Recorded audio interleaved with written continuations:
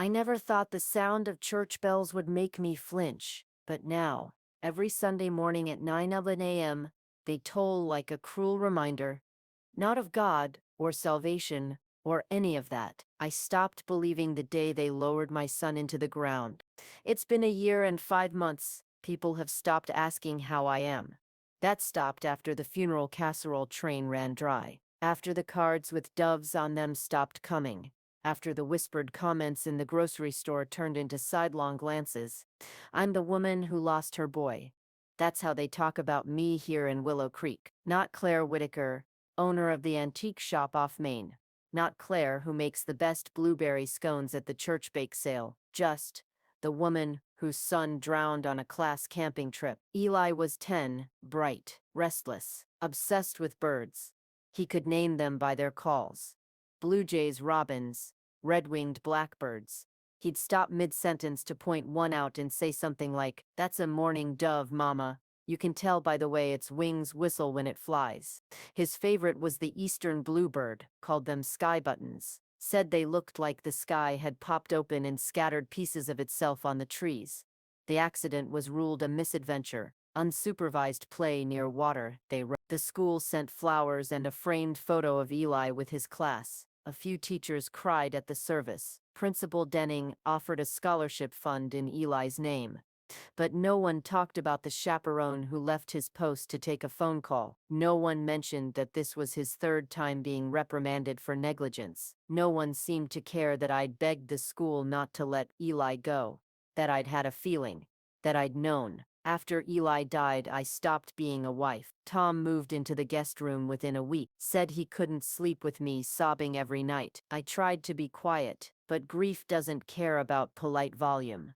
It bursts out at 3 a.m. in gasping sobs and muffled screams into a pillow. Sometimes I thought the silence would kill me faster than the crying. Tom filed for separation 6 months later. Said he needed to find himself. I told him to look in the mirror and search under the cowardice.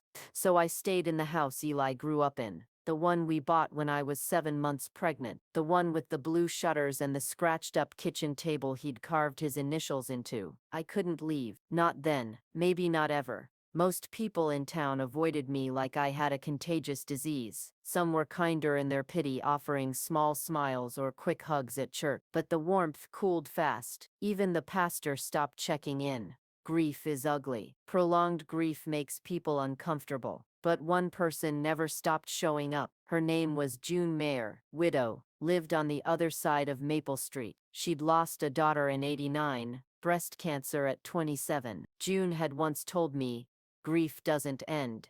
It just changes shape. Sometimes it's heavy like a stone in your chest. Sometimes it's a whisper in your ear at the grocery store when you see a little boy with a cereal box your kid used to love. She brought me soup in Tupperware and books she thought I might like. Never forced me to talk, just sat there, sometimes knitting, sometimes reading out loud. I didn't know how to thank her, so I didn't. Not at first. One Thursday morning, I woke to a bird tapping at the window. Bluebird.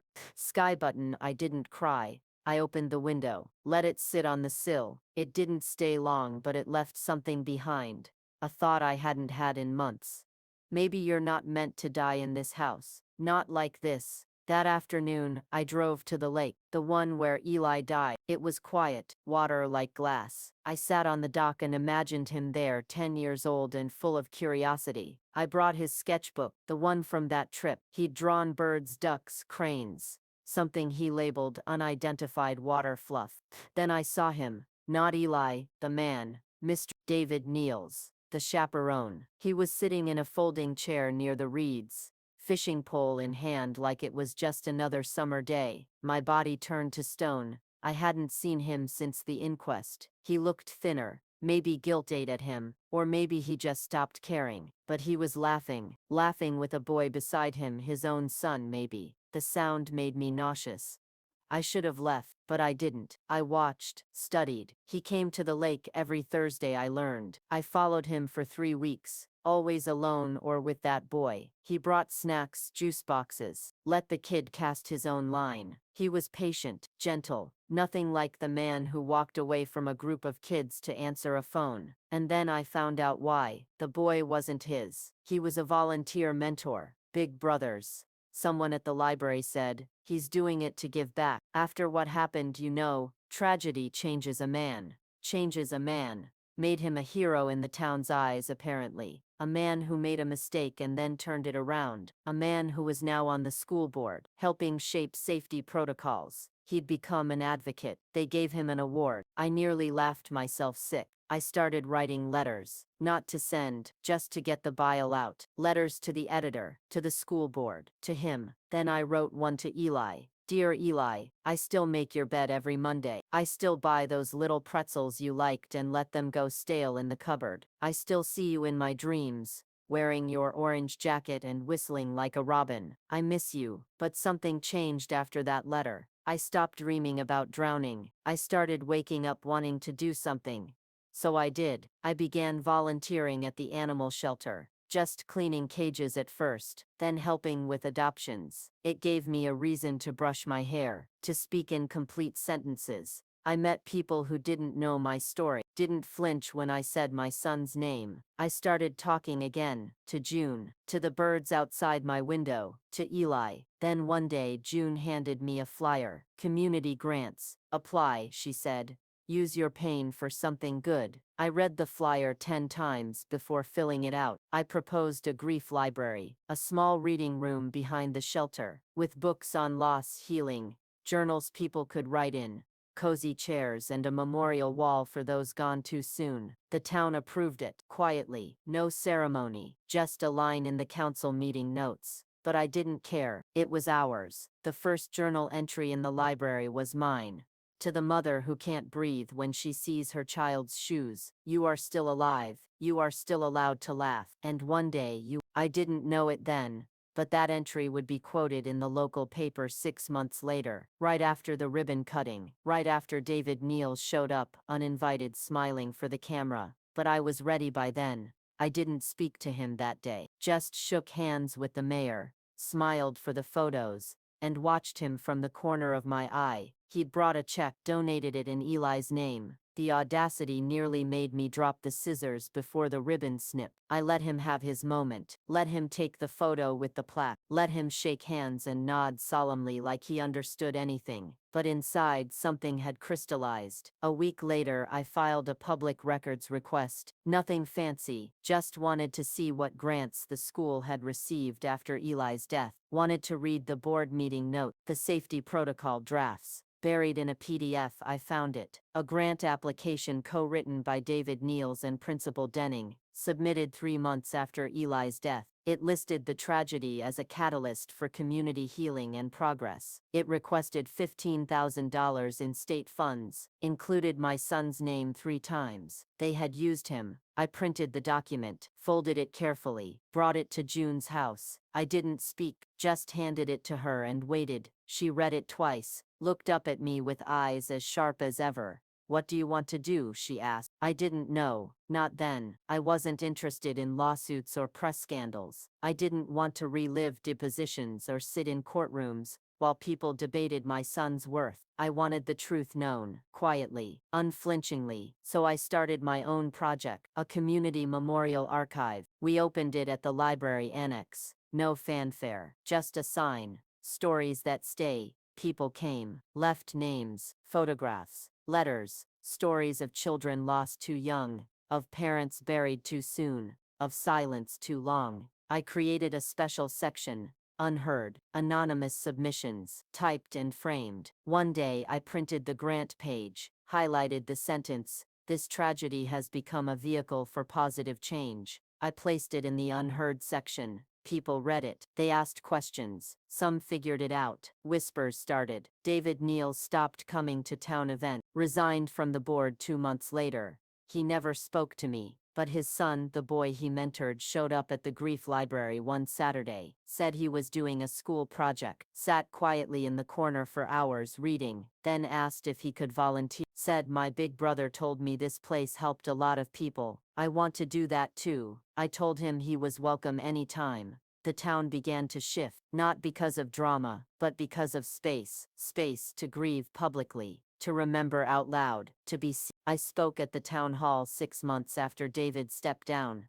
I talked about Eli, about the need for better chaperone training, about the danger of turning individuals into symbols without accountability. No one interrupted, no one rolled their eyes. Afterward, the new principal approached me, quiet, respectful, said they'd be implementing my recommendations, asked if I'd serve on the parent advisory board. I said yes. It wasn't revenge, not exactly, but it was something better. A reclamation. The town where I buried my son had become the town that honored his memory, not through plaques or scholarships or insincere gestures, but through real change, through a library room where people could cry freely, through a wall of stories that refused to be erased. And one spring morning I woke up and made pancakes, just for me, put on music, opened the windows. A bluebird landed on the feeder, sky button. I didn't cry, I smiled. That summer I planted a garden behind the grief library. Nothing fancy, just some herbs, wildflowers, a few lavender bushes. Eli used to love lavender, said it smelled like daydreams. June helped me dig the first rows. She wore her old sun hat and hummed hymns while we worked. We didn't talk much, just let the soil speak for us. Each seed felt like a small declaration. I'm still here, I'm still growing, I'm still alive. By mid-June, the garden buzzed with bees and neighborhood kids. Some came to read, some just liked the quiet. One little girl, Mia, drew pictures of flowers and taped them to the fence. Her mother told me they'd lost her brother the year before. Car accident, 17. The girl didn't like to talk about it, but she smiled when I gave her colored pencils and a blank sketch pad. "You remind me of someone," I told her once. She nodded, like she already knew. Word spread about the garden. People started calling it Eli's Patch, though I never put up a sign. I didn't need to. One afternoon, I found a note left on the bench under the elm tree. No name, just this: "Your son's name is spoken here more than it ever was at that school. Thank you." I cried for a long time, but it wasn't the broken kind of crying anymore. It was the kind that clears something out, like rain washing dirt off a windshield. Summer gave way to fall. Leaves turned amber and gold. The garden withered but didn't die. I harvested what I could, saved the seeds, made bundles of dried lavender for the support group. That's when I met Rachel. She came to one of the grief circles, sat in the back with her arms folded tight, said she was just curious, didn't talk the first 2 meetings, just listened. Eyes red, jaw clenched. Then one night, after everyone else left, she stayed behind. "I lost my twins," she said, "last year, stillbirth, 38 weeks. I delivered them both, quiet, never even got to hold them warm." She looked at me like she was daring me to flinch. I didn't. We talked until the janitor flicked the lights. After that, she started coming regularly. Brought a friend once, then another. Soon we had enough for a second weekly group. Rachel helped me organize it, even started training to become a grief counselor. "You saved me," she told me once. "No," I said. "You just finally found a place that didn't ask you to hide." By November, the grief library had logged over 400 visitors. Some came from 3 towns over. The local news did a story, shot footage of the memorial wall, the garden, a reading circle. They asked if they could film me. I said yes. That night, I sat on my porch and watched the segment. When the reporter said Eli's name out loud, I pressed my fingers to the screen. "You're still here," I whispered. "Look at what you made." Then something happened I hadn't expected. I got a letter, handwritten, mailed to the library's P.O. box. Return address none. It read, "Claire, you don't know me, but I know who you are." I knew Eli. I was his bus driver. He used to ask me bird questions every morning. Told me once he wanted to be an ornithologist. I had to look it up.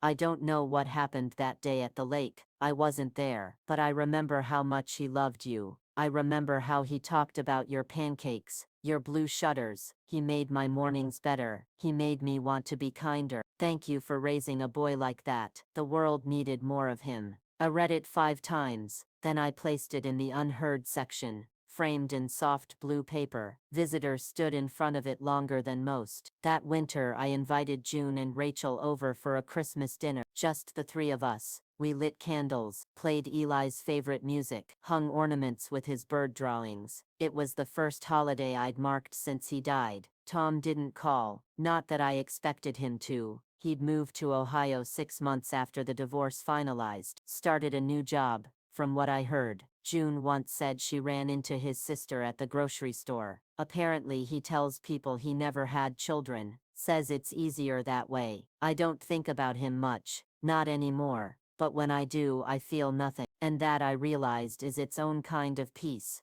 the kind you earn. By spring, the grief library was expanding. We got a second room, installed a soundproof space for private conversations. A teenage boy donated birdhouses he'd made in shop class. We hung them outside the reading windows. Bluebirds came early this year. The town changed too. People started saying things like, back when Claire first opened this place, instead of, after her son died. They saw me again, not just my loss, and I began to see myself again too. The county office called in April, said they wanted to nominate me for a Civic Impact Award. I laughed when I hung up. Not out of joy, out of disbelief. 2 years ago I couldn't leave my bed, couldn't breathe without thinking it was wrong too. Now someone thought I deserved a plaque. I told them yes, not for me, for Eli. The ceremony was simple, held at the community center. Folding chairs, sheet cake. Someone misspelled my name on the program.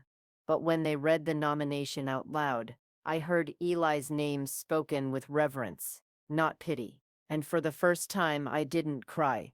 Rachel came with me. June too. They clapped louder than anyone. Afterward, a woman I didn't recognize approached me. "Hi," she said softly. "I'm Denise. I teach 3rd grade over at Lincoln Elementary. I had Eli." I blinked. "You did?" She nodded, eyes misting. "He used to draw birds on his spelling tests. I never erased them. I just graded around them. He told me once that you were the best person in the world because you always said yes to the Nature Channel before bed." I smiled. Something caught in my throat. "I think about him a lot," she continued. "And I just wanted you to know I think he'd be really proud of what you've done here." I didn't say anything right away, just reached out and squeezed her hand. That night I sat in the library garden. The lavender was blooming early. The wind smelled like the past and the future at once. I lit a candle and placed it on the bench. "For you," I whispered. "For all of this." Then a voice behind me. "Claire?" I turned. David Niels. Older now, hair grayer, but unmistakable. I stood. I didn't say his name, didn't invite him to sit. He shifted awkwardly, held a paper bag in both hands. "I saw the news story about your award, about this place." I nodded once, still didn't speak. He swallowed. I wanted to say something. "I know it's late, too late, but I need to say it." I waited. I failed him. I failed you. I know there's nothing I can say that will undo what happened, but I've thought about it every single day. I left him. I chose a phone call, and because of that a child died. He closed his eyes. My son was born the year after. He knows the story. He knows Eli's name. I make sure of it. He held out the paper bag. "It's not much, but it's a book. I wrote it. For him. For you. It's not published. I don't even know if it's good, but I wanted you to have it." I didn't take the bag. Not right away. "I don't need an apology," I said finally. "I don't need your guilt. I needed people to remember him. Not just how he died, but how he lived." He nodded, quiet, broken. "That's what the book is," he said. "The part I remember. The good part. The birds. The questions. The smile." I took the bag. "I'm not going to forgive you," I said, not unkindly, "but I'm not going to hate you either." Hate takes energy I don't have anymore. He exhaled, like he'd been holding his breath for years. I understand. He turned to leave. Pause. I hope this place lasts forever, he said. It will, I answered. I watched him walk away, felt nothing but stillness in his absence. Later that night I opened the bag. The book was handwritten, bound in blue linen, titled The Boy Who Whistled Like a Robin. I read the first page. He was 10, bright, restless, obsessed with birds. He made strangers smile at bus stops. He asked hard questions about the world. He made you better without trying. I closed the book, held it to my chest. The next day I placed it in the unheard section, not because it needed to be hidden, but because it belonged with the stories too heavy to say out loud, yet too true to ignore. Some visitors paused in front of it, others skipped it, but one afternoon Mia, the little girl who drew flowers, asked if she could borrow it. I said yes. She returned it with a bluebird sticker on the back. "That's for him," she said. I nodded. "It is." Spring turned to summer again. The garden thrived. So did the library. We added a scholarship in Eli's name, not for grades or sports, for kindness, for curiosity, for asking questions about birds. That fall, Mia was the first recipient. She cried. So did I. Rachel hosted the ceremony. June brought the cake. The town clapped. Eli's name echoed through the room, no longer as a symbol, just a boy, just my boy, still loved, still known, still here. The third anniversary of Eli's death came quietly. No candles, no memorial, just a soft breeze through the open windows and birdsong in the early morning. I made pancakes, added blueberries, the way he liked them, ate them on the porch with coffee and silence. Then I walked to the grief library, unlocked the door, turned on the lights. The same smell greeted me. Lavender, old paper, hope. A woman was waiting outside, nervous, mid-40s, holding a manila envelope. "Are you Claire?" I nodded. She took a breath. "My daughter died in January. Drunk driver. She was 19. People keep telling me to move on, but I can't. I don't even know what that means." I opened the door wider. "Come in." She looked around like she'd stepped into a cathedral, eyes scanning the memorial wall, the photo shelf, the unheard section. "I didn't know places like this existed," she whispered. "They didn't," I said, "until they did." She sat down, took a journal, began to write. Later that day I found what she'd left in the unheard section. It said, "I didn't think I'd ever breathe again, but in this room I finally did." That night I stood beneath the stars behind the garden, wind in my hair, the rustle of the leaves like a lullaby. I whispered into the dark, "I'm okay now." Then I smiled, turned, and walked back inside, not away from anything, but toward everything that was still ahead.